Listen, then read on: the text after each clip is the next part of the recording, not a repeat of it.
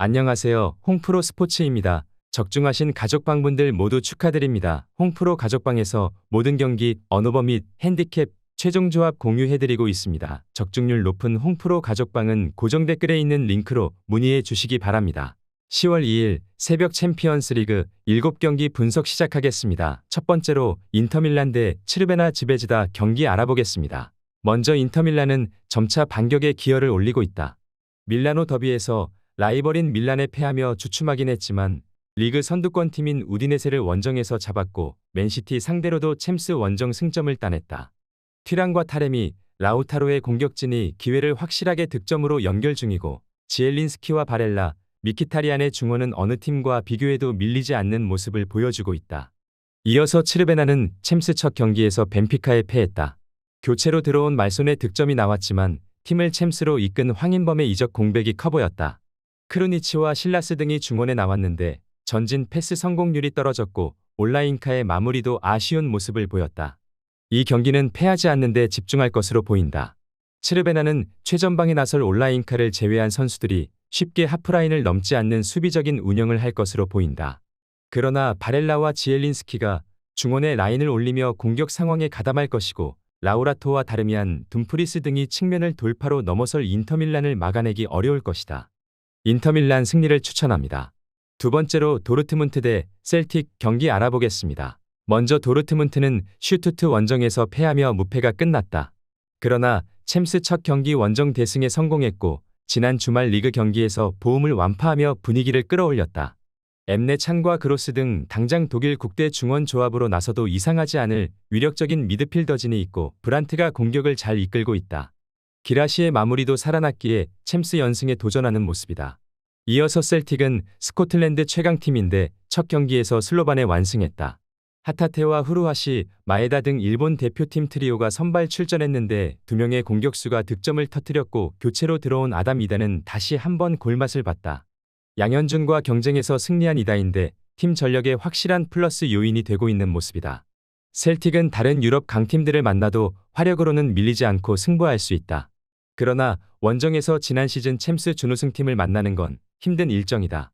기라시가 최전방에 나서 셀틱 수비에 부담을 줄 것이고 아데에미와 바이노기튼이 측면을 공략할 홈팀이 승리할 수 있을 것으로 보인다. 도르트문트 승리를 추천합니다. 영상은 잘 보고 계신가요? 핸디, 언어버 및 최종 조합 공유받아 보실 수 있는 가족방 입장 방법 알려드리겠습니다. 첫 번째로 영상 하단에 댓글을 클릭해 주세요. 두 번째로 댓글에 링크를 클릭해 주세요. 마지막으로 채팅 참여하기 후 메시지 주시고 답장 기다려 주시면 됩니다. 나가기 하시면 가족방 입장시켜 드릴 수 없습니다. 언제든 편하게 문의 주시기 바랍니다. 세 번째로 바르셀로나 대 영보이스 경기 알아보겠습니다. 먼저 바르셀로나는 챔스 첫 경기에서 모나코에 패했다. 야말의 득점이 나왔지만 가르시아의 퇴장으로 인해 생긴 수적 열세가 컸다. 그리고 지난 주말 리그 경기에서는 오사수나의 4골을 허용하며 패했다. 하피냐와 야말, 발대 등을 교체로 투입하며 로테이션을 가동한 대가가 컸다. 때문에 이 경기를 승리하며 분위기를 전환해야 한다. 레반도프스키와 하피냐, 야말의 삼각편대가 정상적으로 가동될 것으로 보인다. 이어서 영보이스는 홈에서 빌라에 완패했다. 지난 시즌 팀을 이끌었던 선수들이 대거 팀을 떠난 여파를 극복하지 못하고 있다. 콜레이와 몬테이로 등이 측면과 최전방을 오가며 공격을 이끌지만 마무리가 아쉽고 니아세의 중원 존재감도 미비하다. 이 경기는 텐백으로 나설 가능성을 봐야 할 것으로 보인다. 영보이스는 스위스 최강으로 평가되던 시기의 전력 구성이 아니다. 바르셀로나 상대로 원정에서 변수를 만들긴 어려워 보이는 게 사실이다. 페드리와 카사도가 중원을 장악하며 경기를 지배할 것이고 레반도프스키에게 해결을 맡길 수 있는 바르셀로나가 승리할 것이다. 바르셀로나 승리를 추천합니다. 네 번째로 레버쿠젠 대 AC 밀란 경기 알아보겠습니다. 먼저 레버쿠젠은 챔스로 돌아와 나선 첫 경기에서 페예노르트에 승리했다. 독일 국대의 에이스로 성장한 플로리안 비르츠가 경기 내내 상대 수비를 공략하며 이득점을 터뜨렸고 보니페이스가 엄청난 피지컬을 앞세워 이선 공격수들에게 기회를 제공했다. 지난 주말 라이벌전에서는 미넨 상대로 원정 무승부를 기록하는 등 점차 경기력을 끌어올리고 있는 모습이다. 이어서 AC 밀란은 챔스 첫 경기에서 리버풀에 패했다. 플리시치의 득점이 나왔지만 홈의 이점을 살리지 못했다. 그러나 최근 리그 경기에서 라이벌인 인테르에 승리했고 레체 상대로도 완승을 따냈다. 지루의 공백이 느껴진 초반을 지나 점차 강팀의 모습을 보이고 있는 중이다. 단 기대했던 모라타와 아브라함 등 스트라이커들의 퍼포먼스는 아쉬운 모습을 보여주고 있다. AC 밀란은 포파나와 레인더스 등이 투볼란치로 나서 홈팀의 중원 공세를 막아내려 할 것으로 보이지만 레버쿠젠은 그리말도와 프림퐁, 탑소바 등 현 시점 최고의 윙백 조합이 있기에 밀란의 측면을 허물 수 있을 것이고 비르츠와 슈크의 마무리도 기대할 수 있다. 레버쿠젠 승리를 추천합니다. 영상은 잘 보고 계신가요?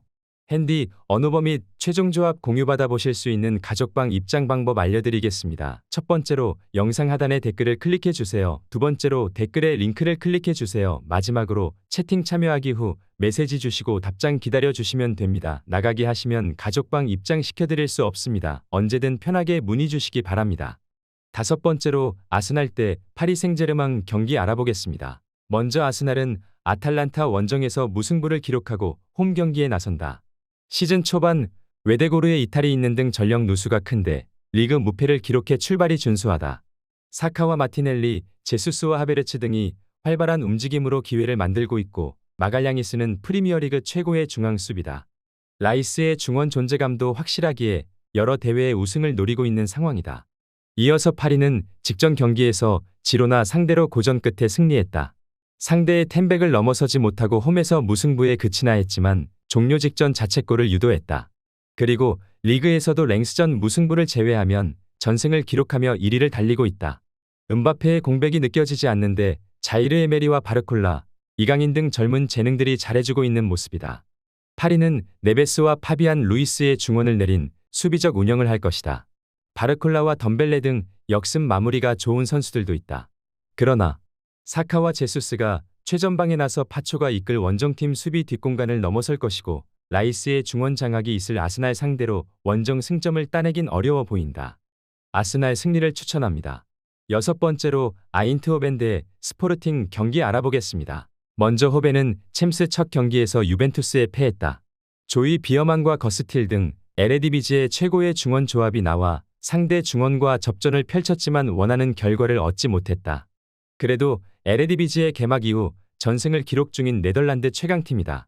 최전방 공격수인 룩데용을 중심으로 노아랭과 틸만, 바카요코 등 해결할 수 있는 공격진이 즐비한 팀이다. 이어서 스포르팅은 포르투갈의 호벤이라 볼 수 있을 것이다. 포르투와 벤피카, 브라가 등 라이벌 팀들을 제치고 리그 1위를 질주 중인데 7전 전승을 기록 중이다. 챔스 첫 경기도 승리했는데 릴 상대로 괴커스와 데바스트의 득점이 나왔다. 벤피카와 포르투에 비해 공격진 전력은 다소 떨어지지만 모리타와 히울만이 나서는 중원이 탄탄한 모습을 자랑하고 있다. 스포르팅은 모리타와 히울만이 공격 전개보다는 수비 보호에 집중할 것이다. 그러나 호벤은 어떤 팀 상대로도 홈에서 충분히 득점을 기록할 힘이 있다. 틸만과 바카요코가 측면 침투로 기회를 만들 것이고 룩 대용이 해결할 홈팀이 승리할 것이다. 아인트호벤 승리를 추천합니다. 영상은 잘 보고 계신가요? 핸디, 언어버 및 최종 조합 공유받아 보실 수 있는 가족방 입장 방법 알려드리겠습니다. 첫 번째로 영상 하단에 댓글을 클릭해 주세요. 두 번째로 댓글에 링크를 클릭해 주세요. 마지막으로 채팅 참여하기 후 메시지 주시고 답장 기다려 주시면 됩니다. 나가기 하시면 가족방 입장 시켜드릴 수 없습니다. 언제든 편하게 문의 주시기 바랍니다. 일곱 번째로 슬로반 브라티슬라바 대 맨체스터 시티 경기 알아보겠습니다. 먼저 슬로반은 챔스 첫 경기에서 셀틱에 패했다. 스트렐레츠와 바르세이안 등 팀을 챔스로 이끈 주축 선수들이 정상적으로 나와 공격적으로 득점을 노렸지만 전력 격차를 극복하긴 어려웠다. 그리고 이번 일정에는 맨시티를 만나기에 연패 가능성이 높다. 그래도 그나마 잘하는 홈 일정이고 상대가 부상자가 있기에 승점 추가를 노릴 것으로 보인다. 이어서 맨체스터 시티는 챔스 우승을 노리고 나선 이번 시즌인데 초반 흐름이 좋지 않다. 리그에서는 무패를 달리고 있지만 챔스 첫 경기에서 인테르와 비겼다. 거기에 부상자가 늘어나고 있다. 데브라이너가 무릎 불편 증세로 빠진 이후 로드리마저 십자인대 파열로 시즌아웃 당했고 뉴캐슬 전에서는 홀란드의 부상도 있었다. 때문에 이번 원정에는 핵심 3인 없이 나서야 한다. 사비우와 포든, 도쿠와 그릴리시의 공격진을 가동해야 하고 코바치치가 중원에 나설 것으로 보인다. 홀란드와 데브라이너, 로드리가 동시에 빠지는 전력 누수가 큰 맨시티지만 사비우와 베르나르드 실바가 충분히 제로톱으로 나와 슬로반 수비를 공략할 수 있다. 전력의 우위를 확실하게 보여줄 맨시티가 승리할 수 있을 것이다. 맨체스터 시티 승리를 추천합니다.